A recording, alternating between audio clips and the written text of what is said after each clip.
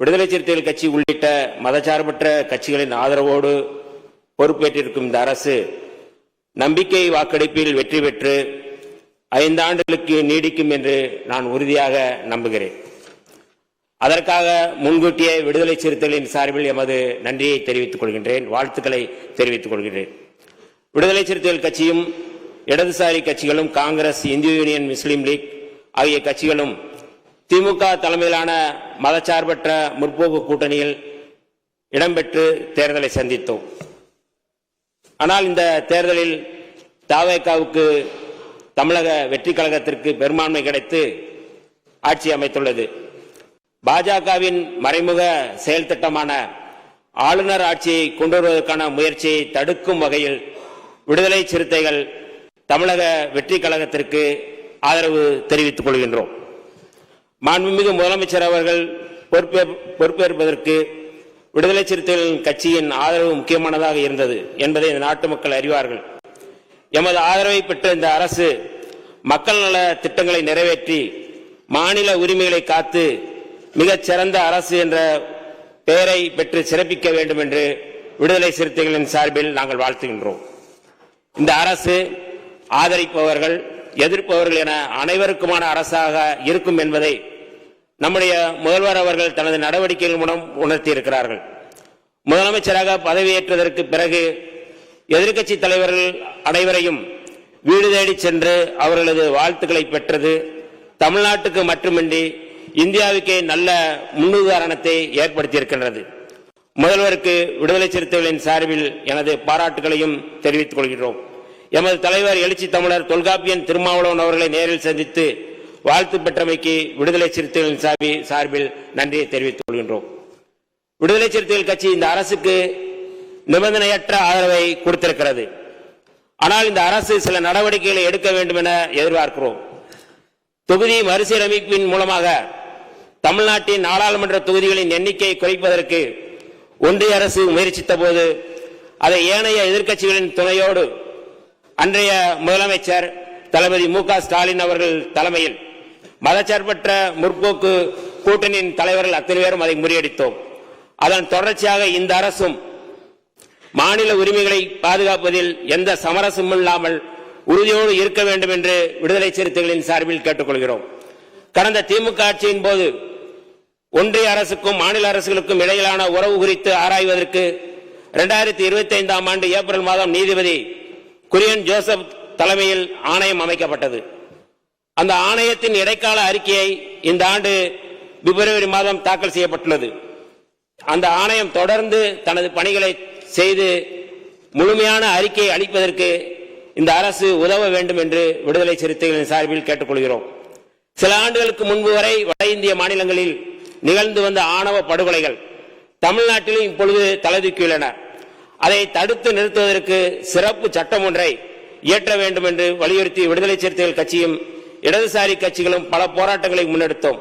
அதன் அடிப்படையில் கடந்த திராவிட முன்னேற்ற அரசு முன்னாள் முதல்வர் மரியாதைக்குரிய மு.க. ஸ்டாலின் அவர்கள் ஓய்வு பெற்ற நீதிபதி K.N. பாட்ஷா தலைமையில் ஆணையம் ஒன்றை அமைத்தார். அதன் அறிக்கையை பெற்று அதன் அடிப்படையில் ஆணவ கொலைகளை தடுத்து நிறுத்துவதற்கான ஒரு சிறப்பு சட்டத்தை இயற்ற வேண்டும் என்று விடுதலை சிறுத்தைகளின் சார்பில் நாங்கள் கேட்டுக்கொள்கிறோம். அரசு ஊழியர்களாக பணியாற்றி வரும் SC/ST ஊழியர்களின் பதவி உயர்வுக்கு 200 பாயிண்ட் ரோஸ்டர் முறை இருந்து வந்தது.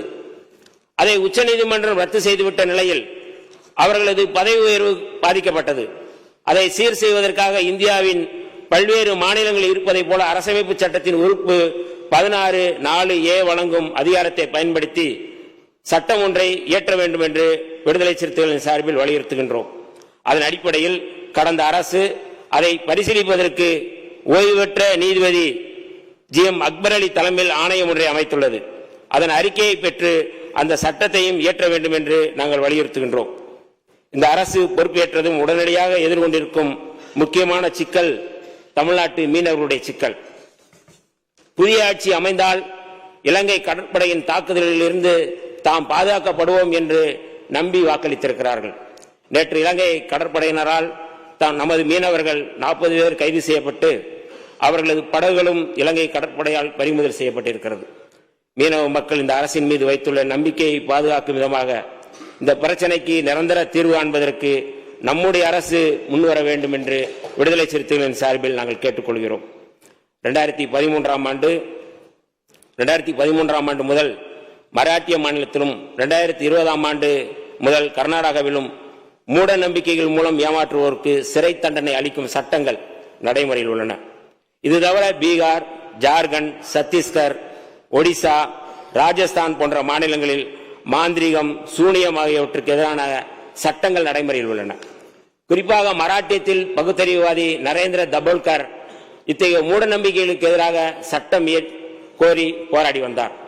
சனாதன் சன்ஸ்தா என்னும் பயங்கரவாத அமைப்பைச் சேர்ந்த சனாதன பயங்கரவாதிகள் 2013ஆம் ஆண்டு ஆகஸ்ட் 13ஆம் தேதி புனே நகரில் பகுத்தறிவுவாதி நரேந்திர தபோல்கரை உறுப்பினர் இந்த படுகொலையை தொடர்ந்து 2015 பிப்ரவரியில் இடதுசாரி எழுத்தாளர் கோவிந்த் பன்சாரே, அதே ஆண்டு ஆகஸ்டில் கன்னட எழுத்தாளரும் கன்னட பல்கலைக்கழகத்தின் முன்னாள் துணைவேந்தருமான MM கல்புரிக்கு, 2017 செப்டம்பரில் பத்திரிகையாளர் கௌரி லங்கேஷ் ஆகியோரை மானிய கோரிக்கைகள் தான் வருகிறது. பேசுவதற்கு நிறைய வாய்ப்பு இருக்கிறது. இன்னும் அதிகமாக ஆலோசனை சொல்வதற்கு நேரம் இருக்கிறது. இன்று நாம் அனுபவிக்கும் ஒவ்வொரு உரிமைகளும் சமூக முன்னேற்றமும் பல தலைவர்கள், அறிஞர்கள், கள செயற்பாட்டர்களின் ஈடில்லா தியாகத்தால் தான் கிடைத்துள்ளன. ஆகவே நமது அரசு ஜோதிடம், பில்லி சூனியம் போன்ற மூட நம்பிக்கைகளுக்கு எதிரான நம்பிக்கைகளுக்கு இடம் தராமல் அறிவியலை வளர்க்கும் திட்டங்களுக்கு முன்னுரிமை கொடுக்க வேண்டும் என்று நான் விடுதலை சிறுத்தைகளின் சார்பில் கோரிக்கை வைக்கின்றேன். அறிவியலார்ந்த மனிதநேயம், ஆய்ந்து தெளிந்த சீர்திருத்தம். இருங்க, நான் சொல்லுங்க, கொஞ்சம் பேச விடுங்களேன். அறிவியலார்ந்த உழைப்பாங்க, மனிதநேயம், ஆய்ந்து தெளிந்து சீர்திருத்தம், ஆர்வம் ஆகியவற்றை ஒவ்வொரு குடிமகனின் கடமையாக இந்திய அரசியலமைப்பு சட்டம் உறுப்பு 51A வரையறுக்கிறது. எனவே கர்நாடகம் மற்றும் மராட்டியத்தில் இருப்பது போன்று மூட நம்பிக்கைகளுக்கு எதிரான சட்டத்தை கொண்டு வர வேண்டும் என்று விடுதலை சிறுத்தைகளின் சார்பில் வலியுறுத்துகின்றோம். நமது தொப்புள் கொடி உறவான ஈழத்தமிழர்கள் சிங்கள பௌத்த பேரினவாத அரசின் கீழ் இப்போதும் அல்லல்பட்டு வருகின்றனர். கடந்த கால் நூற்றாண்டுக்கு மேலாக தனித்தமிழீழ கோரிக்கையை காந்தி வழியில் ஈழத்தந்தை செல்வா போராட்டத்தை நடத்தினார்கள், அறப்போராட்டத்தை. அதன் தொடர்ச்சியாக மேதகு பிரபாகரன் அவர்கள் தனித்தமிழீழ கோரிக்கைக்காக ஆயுத வழி அறப்போராட்டத்தை முன்னெடுத்தார்கள். 2009ஆம் ஆண்டு மே மாதத்தில் முள்ளிவாய்க்காலில் எமது தமிழ் தேசிய இனத்தின் வீரஞ்செறிந்த போராட்டத்தை இந்திய அரசின் உதவியோடு இனப்படுகொலையை நடத்தி உலக நாடுகள் முடக்கின. ஈழத்தமிழர் விடுதலைக்கு தீர்வு காண இந்திய அரசு இலங்கை அரசுடன் போட்ட ஒப்பந்தம் நிறைவேற்றப்படாமல் உள்ளது. இந்த சூழலில் நமது அரசு ஈழத்தமிழர் வழியை உணர்ந்து ஈழத்தமிழர்கள் தம்மைத்தாமே ஆட்சி செய்து கொள்ளும் உரிமையை, அதாவது தனித்தமிழ் ஈழத்தை மீட்டுத் தருவதற்கு தமிழ்நாடு அரசு முன்முயற்சி மேற்கொள்ள வேண்டும் என்று விடுதலை சிறுத்தைகளின் சார்பில் கேட்டுக்கொள்கிறோம். அது மட்டுமல்லாது தமிழின படுகொலை நடைபெற்ற மே 18 சர்வதேச இனப்படுகொலை தினம் உலக தமிழர்கள் முன்னெடுத்து வருகின்றனர். அந்த வகையில் மே 18 அன்று தமிழீழ விடுதலை கனவோடு மாண்டு மடிந்த எமது மாவீரர்களுக்கும் பொதுமக்களுக்கும் வீரவணக்கம் செலுத்தும் வகையில் தமிழ்நாடு அரசே இந்த துயரத்தில் பங்கெடுத்து அந்த நினைவை கூறப்பட வேண்டும் என்று விடுதலை சிறுத்தைகளின் சார்பில் நாங்கள் வலியுறுத்துகின்றோம். தமிழ்நாட்டில் தஞ்சமடைந்த ஈழத்தமிழ் அகதிகளுக்கு கடந்த ஆட்சியின் போது நிரந்தர வீடுகள் கட்டித்தரப்பட்டன. திமுக அரசின் சார்பாக கட்டப்பட்ட அந்த வீடுகளும் எண்ணற்ற சலுகைகளும் இன்றும் தொடர வேண்டும். அவர்கள் இந்திய குடியுரிமை வேண்டும் என்பதை முதன்மையாக கோருகின்றனர். ஒன்றிய அரசிடம் வலியுறுத்தி தமிழ்நாட்டில் உள்ள ஏதிலிகளின் முகாம்களில் தங்கியிருக்கும் ஈழத்தமிழர்கள் அனைவருக்கும் இந்திய குடியுரிமை பெற்று தருவதற்கு நமது அரசு நடவடிக்கை எடுக்க வேண்டும் என்று விடுதலை சிறுத்தைகளின் சார்பில் கோரிக்கை வைக்கின்றோம். இந்த நம்பிக்கை வாக்கெடுப்பில் வெற்றி பெறப்போகும் நமது முதலமைச்சர் அவர்கள் கல்வி, சுகாதாரம், தொழில் வளர்ச்சி ஆகியவற்றில் முதலிடம் வகிக்கும் தமிழ்நாட்டை பிற துறைகளிலும் முதலிடம் வகிக்கும் மாநிலமாக மாற்ற வேண்டும். கடந்த திராவிட மாடல் அரசு திமுக அரசு முன்வைத்த காலை சிற்றுண்டி திட்டம், மகளிருக்கான உரிமை திட்டம், நான் முதல்வன் திட்டம், தமிழ் புதல்வன் திட்டம் இந்த ஆட்சியிலும் தொடர வேண்டும் என்று விடுதலை சிறுத்தைகளின் சார்பில் நாங்கள் கோரிக்கை வைக்கின்றோம். அதேபோல நம்முடைய அரசு சிங்கப்பெண் படை, போதைப் பொருள் தடுப்பு படை, மதுக்கடைகள் மூடல், அதாவது பேருந்து நிலையங்கள், பள்ளிகள், வழிபாட்டு தலங்கள், இந்த பகுதியில் இருக்கின்ற மதுக்கடைகள் மூடல், இந்த 3 முக்கியமான முன்னெடுப்பை விடுதலை சிறுத்தைகளின் சார்பில் நாங்கள் வரவேற்கின்றோம். 2 யூனிட் மின்சாரம் 5 ஆண்டுகளும் தொடர வேண்டும் என்றும் விடுதலை சிறுத்தைகளின் சார்பில் நாங்கள் கோரிக்கை வைக்கின்றோம். 1946ஆம் ஆண்டு டிசம்பர் 17ஆம் தேதி அரசமைப்பு சட்ட அவையில் புரட்சியாளர் அம்பேத்கர் தனது முதல் உரையை இந்த வரிகளோடு முடித்திருப்பார். இந்த அவையை தமக்கு அளிக்கப்பட்டுள்ள இறையாண்மை மிக்க அதிகாரத்தை அறிவார்ந்த முறையில் பயன்படுத்தும் என்பதை நாம் நமது நடத்தையின் மூலம் நிரூபிப்போம். அதன் மூலமாக நாட்டின் அனைத்து தரப்பினரையும் நம்மோடு அழைத்து செல்ல முடியும். ஒற்றுமை எட்டுவதற்கு இதை தவிர வேற வழி இல்லை. நன்றி, வணக்கம். தமிழ் வாழ்க, ஈழம் வெல்க, தந்தை பெரியார் வாழ்க, புரட்சியாளர் அம்பேத்கர் வாழ்க, எழுச்சி தமிழர் வாழ்க. நன்றி, வணக்கம்.